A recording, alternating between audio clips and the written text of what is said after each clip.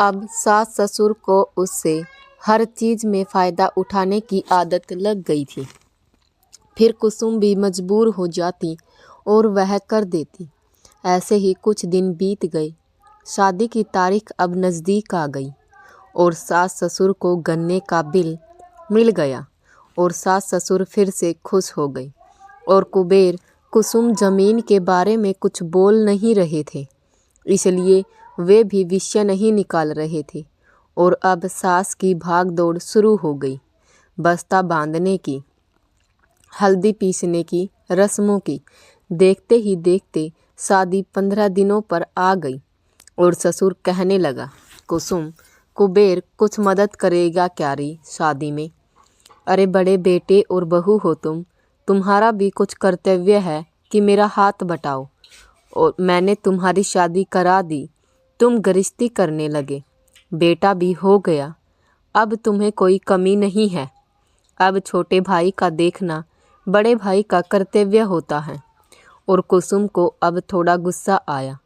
यह कौन सा उल्टा न्याय है, ऐसा लगा। और वह बोली, मामा, आप कहते हो कि हमारा ख्याल रख, पर पॉकेट में नहीं देखा। आपने एक एक पाई हमसे वसूल की है और अब हम आपकी कैसे मदद करें? और अगर मदद की भी तो वह उधार होगी, याद रखना। और सास तुरंत ससुर से तुनक कर बोली, अजी इससे क्या पूछ रहे हो? हमारे कुबेर से पूछो, वह करेगा मदद। यह तो दरीदन है, पर कुबेर का दिल बहुत बड़ा है और इसे कौन सा इसके बाप के घर से लाकर देना है। और बस कुसुम को फिर टेंशन आ गया। कुसुम के सास ससुर मतलब बहुत ही विचित्र थे।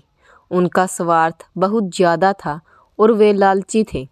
वे एक बार को कुत्ते की दुम सीधी हो जाएगी, पर ये दोनों बिल्कुल सीधे होने वाले नहीं थे। और उसे टेंशन हो गई क्योंकि अब वे माँ बाप कुबेर से बहुत मीठा बोलकर उसे लूटने वाले थे। और हुआ भी वैसा ही। वे लगातार कुबेर को फ़ोन करते और कहते, तू जल्दी आ, तू बड़ा बेटा है, सारा मान पान तुझे देना है, रस्में निभानी हैं।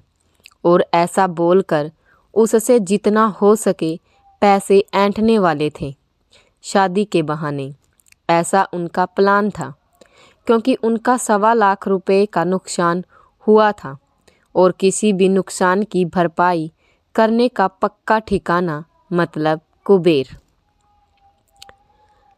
वे उस पर कहीं से भी साम दाम दंड भेद इस्तेमाल करके येन केन प्राक्रेण यानी इस या उस तरह से मीठा बोलकर दबाव डालकर कैसे भी कहीं से भी पैसे के चार्जेस लगाते ही थे और पैसे वसूल करते।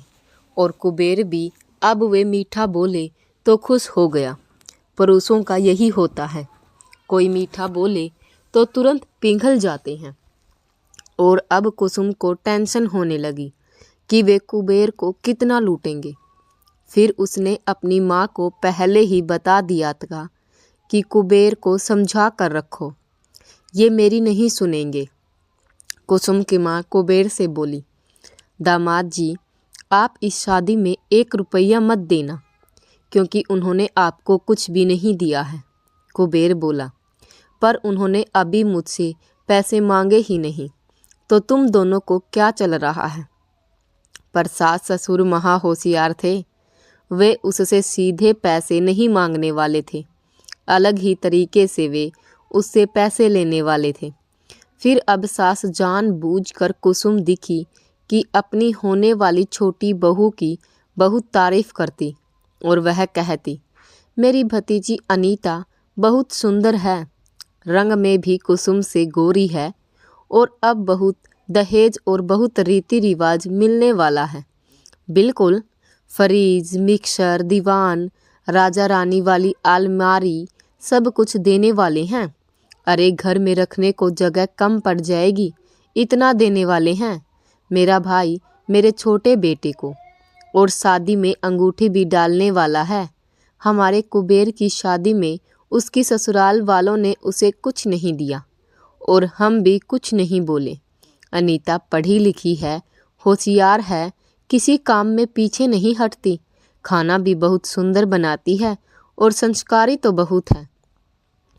उसे कोई कुछ भी बोले तो एक शब्द पलट कर नहीं बोलती, यहाँ तक कि खेत में भी जाती है।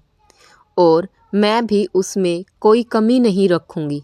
पूरे 5 तोले सोना चढ़ाऊँगी मैं उसके शरीर पर और उसे पीली धमक करके छोड़ूंगी। यह सब सुनकर कुसुम नर्वस हो जाई। उसका इरादा था, पर कुसुम नर्वस न होते हुए उससे बोली, बुआ मैं भी आपकी बड़ी बहू हूँ ना, फिर मुझे क्यों आधा तोला सोना चढ़ाया था और उसके भी पैसे वापस वसूल कर लिए ना आपने। तो एक काम करो, बड़ा बेटा ऐसा कहती हो ना और कर्तव्य याद दिलाती हो ना हमें, तो वैसे ही आप भी अब मुझे और 4.5 तोले सोना चढ़ाओगी मैं उसके शरीर पर और उसे पीली धमक करके छोड़ूंगी। यह सब सुनकर कुसुम नर्वस हो जाए, यही उसका इरादा था।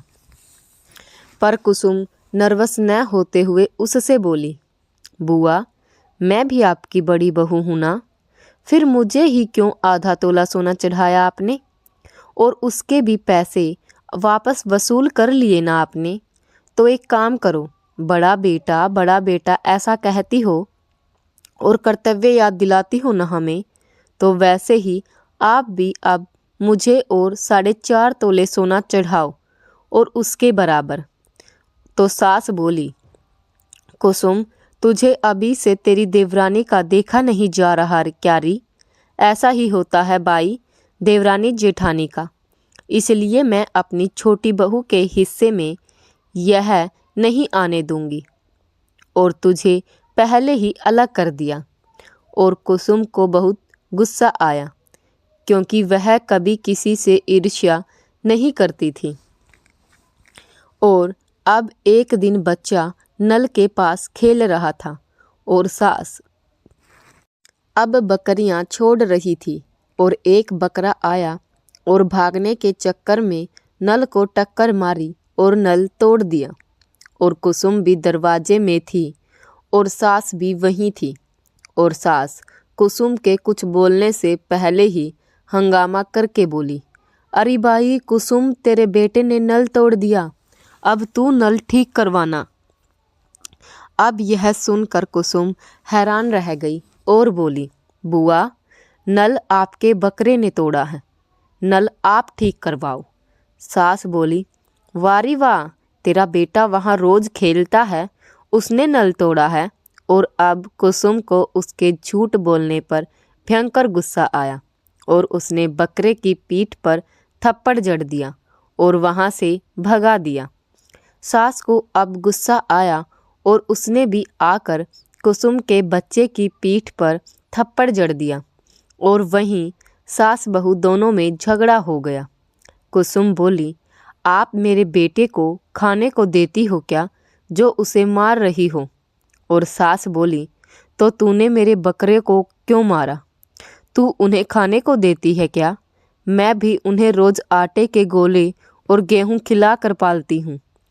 अब मेला आया है और उस देव के सामने यह बकरा काटना है, भगवान तुझे माफ़ नहीं करेगा।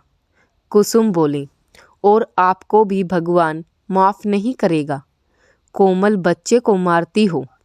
और दोनों में कड़ाके का झगड़ा हुआ। कुसुम ने कुबेर को सब बताया और कुबेर बोला, मैं नल ठीक कर दूंगा, तू टेंशन मत ले, मैं आदमी भेजता हूँ। और ससुर भी बोला, कुबेर नल ठीक करवा ले, अब मेला आ गया, पिंटिया की शादी आ गई, पानी लगता है कि नहीं? अब नल था कुसुम के दरवाजे पर और कुबेर ने नल लिया था। इन्हें मुफ्त का पानी मिलता था, पर इनका रुतबाब ज़्यादा होता था। शादी जैसे जैसे पास आई वैसे वैसे सास की भाग दौड़ शुरू हुई। फिर 4 दिन पहले ही मेला था। अब कुबेर घर आया, उसके हाथ की घड़ी देखी और ससुर बोला, कुबेर घड़ी अच्छी है रे, अपने पिंटिया को देता है क्या पहनने के लिए शादी में, उतना ही उसका रुबाब बढ़ेगा। और बड़े भाई ने दी इसलिए तेरी भी तारीफ होगी। कुबेर तुरंत घड़ी निकाल कर देने लगा। इतने में कुसुम बोली, नहीं, उनका रुबाब बढ़ेगा और आपका क्या? आपको शादी में अच्छा नहीं दिखना है क्या? कुबेर बोला, अरे वो दूल्हा है ना, तो पहनने देना उसे। और कुसुम जानबूझकर जोर से सास के सामने बोली, राव साहेब का ससुर यानी बुआ का भाई। राव साहेब पिंटिया को अंगूठी पहनाने वाले हैं, आधे तोले की, तो घड़ी भी दे ही देंगे ना। वे बहुत अमीर हैं, हम ही गरीब हैं। अब सास ससुर चुप बैठ गए और कुबेर की घड़ी लंपास करने का दाव फैल हो गया। और कुसुम ने अब कुबेर को चेतावनी दी, अगर आपने उन्हें पैसे दिए तो याद रखना, मैं मायके चली जाऊंगी। फिर कुबेर बोला, ठीक है, नहीं दूंगा। फिर मेला आया और बाप बोला, कुबेर, मेले का बकरा करना है, देव को बलि चढ़ाना है, और आधे बकरे के पैसे तू दे, तेरे हिस्से के। फिर अब यहाँ मजबूरी हो गई और कुबेर ने आधे बकरे के पैसे दिए। अब बकरा तो घर का ही था, पर सास की मालकी का था। उसने कुबेर से पैसे लिए और जेब में डाल लिए। और मेले के दिन सास ने अपनी बहन, भाई, बेटी, दामाद, उसकी ससुराल वाले, माँ बाप, अपने मायके का सारा गांव इकट्ठा कर लिया। कुसुम का मात्र कोई नहीं था, सिर्फ माँ बाप ही थे, पर उसमें भी उन्हें काम पर जाना पड़ता था, इसलिए उसने अपने छोटे भाई को बुला लिया। उसकी बहन तो उसकी ससुराल आती ही नहीं थी, उसे पसंद नहीं थे वे लोग। वह जंगलीपन, तमाशा, वह शोरगुल, वह चिल्ला चिल्ला कर बात करना सुनकर ही कुसुम की छोटी बहन बहुत चिढ़ती थी, इसलिए वह नहीं आ रही थी। फिर मेला शुरू हुआ, बकरा काटा गया, मटन पका और फिर से सास के अंदर का चोर जाग गया। ऐसे कुछ मौके हों तो उसके इस चोरी के कौशल को बहुत बढ़ावा मिलता था। वह उस मटन के पतीले की मालकिन हो गई। उसने जो मुख्य भोग था वह तो छिपा कर रख दिया, जो मीठा नमकीन मटन था वह भी छिपा कर रख दिया, और अपने लोगों को घर में बुला बुला कर चोरी छिपे कटोरियां भर भर कर खिलाने लगी, वह भी 2-2 बार। कुसुम बेचारी बाहर बर्तन मांजने पर लगी थी, झूठी थालियां उठाती, झाड़ू लगाती, और कुबेर तो बाहर ही भटक रहा था मेले में। फिर कुसुम के बेटे को सब्जी तीखी लग रही थी और वह बोली, बुआ, मेरे बच्चे के लिए जो मीठा नमकीन बनाया है वह दो ना। और सास ने ऐसे ही बेमन से कहीं किसी कटोरी में थोड़ा सा दिया। फिर कुसुम का भाई खाने बैठा और कुसुम बोली, बुआ, इसे मीठा नमकीन, सदा मटन सूप परोसो ना। और सास बोली, अरे बाई, अब सबको बांटती फिरूं क्या? इतना सा तो बनाया है और मेहमानों ने बाहर बैठकर खाना चाहिए, घर में कहाँ ले आई उसे? कुसुम को अब भयंकर गुस्सा आया और बोली, हमने भी बकरे के आधे पैसे दिए हैं, हमारे हिस्से का मटन कहाँ गया? मेरा सिर्फ एक रिश्तेदार और आपके कितने रिश्तेदार हैं? और सास बोली सारे मेहमानों के सामने ही जोर से, अरे तेरी ननंद आई तो भेदभाव करती है क्या उससे? तू ना साथ रहने के लायक ही नहीं है, तुझे तुरंत मालकिन बनना है, सास के जिंदा रहते। यही संस्कार है क्या तेरे घर वालों के? यह सब सुना और उसका भाई बिना खाए ही उठ गया और घर वापस निकल गया।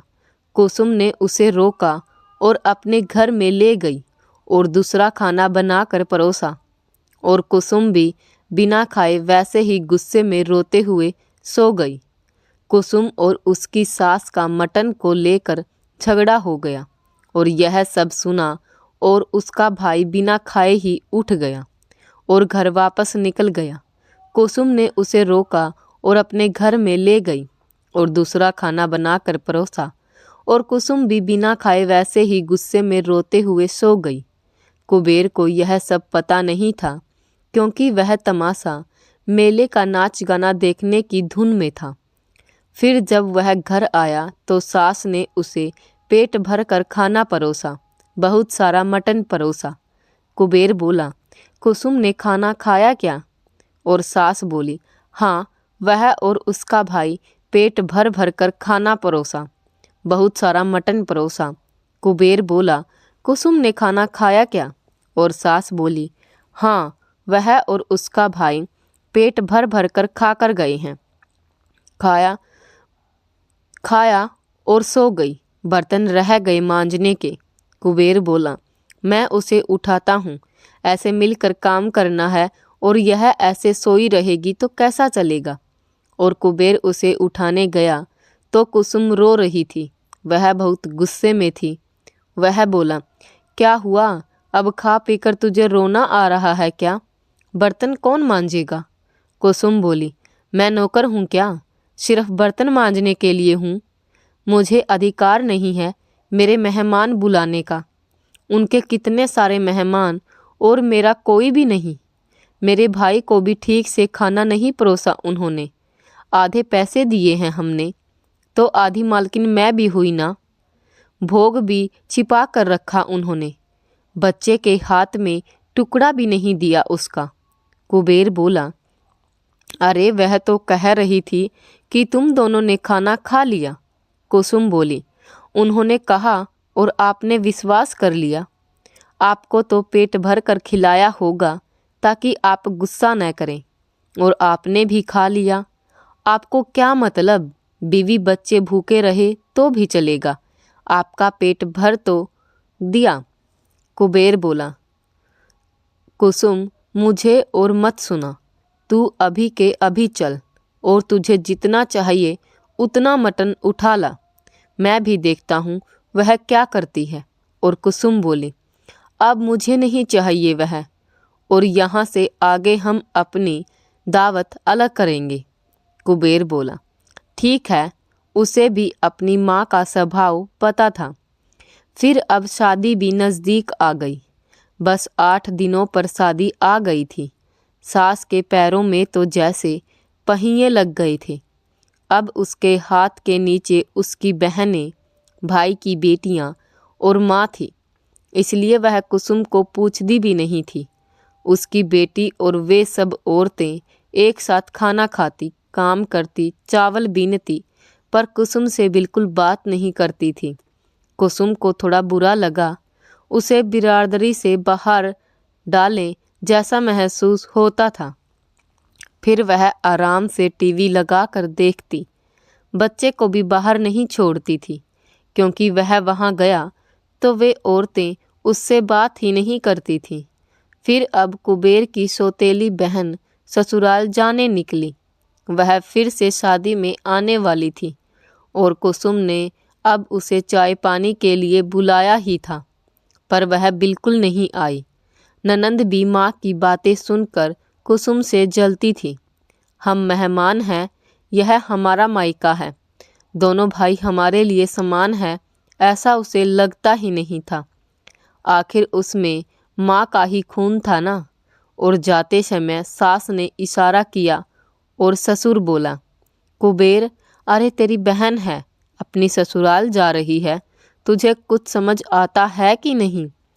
बहन को साड़ी चोली दिला, तेरा भांजा है, उसे खाने के लिए पैसे दे। अब कुबेर तुरंत बोला, कुसुम, घर में साड़ी है क्या? कुसुम झूठ बोलते हुए बोली, नहीं, घर में साड़ी नहीं है। उसे लगा वह वैसे ही चली जाएगी, पर कुबेर ने तुरंत उसे 2000 रुपये निकाल कर दिए और बोला, पिंटी, जाते समय साड़ी ले लेना, अपनी पसंद की।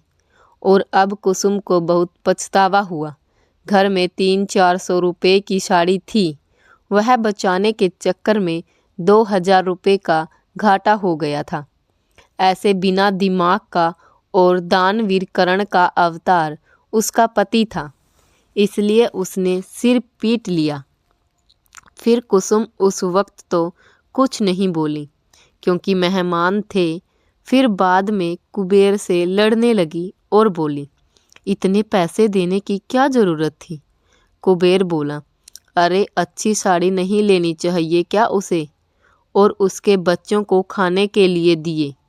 कुसुम बोली, मुझे माफ़ करना, पर घर में साड़ी थी, फिर भी मैंने नहीं कहा, क्योंकि वे इतनी बार आती हैं पर कभी भी हमारे बच्चे के लिए 5 पैसे की चॉकलेट नहीं लाती, या जाते समय 10 रुपये भी उसके हाथ पर नहीं रखती, या देहरी लांग कर मेरे भाई का बच्चा समझकर उसे गोद में नहीं लेती। आते समय थैलियाँ भर कर लाती हैं और सब वहीं सास के पास रखती है। उनके खेत के फल सब्जी भी लाती है, पर एक मुट्ठी भर भी हमें नहीं देती। राखी पूर्णिमा को भी मैंने देखा है, आप यहाँ नहीं होते, पर सगे भाई के लिए चांदी की राखियाँ लेकर आती है। पर आपको कभी फ़ोन भी करती है क्या कि राखी बंधवाने आया करो? और आपको ही कैसे प्यार उमड़ आता है बीच बीच में। कुबेर बोला, जाने देना, छोड़ विषय। और अब कुसुम ने उसके हाथ में देखा तो घड़ी गायब थी। और कुसुम बोली, यह क्या, घड़ी कहाँ है? अब कुबेर टाल मटोल करते हुए बोला, अरे वह घड़ी वहीं होगी, यहीं कहीं। कुसुम अब पहचान गई कि घड़ी कहाँ है। तो दोस्तों, ये था हमारी आज की कहानी का पार्ट। अगले पार्ट के लिए कल तक का वेट कीजिए। उसके लिए हमारे वीडियो को लाइक कर दीजिए, चैनल को सब्सक्राइब कर दीजिए। धन्यवाद।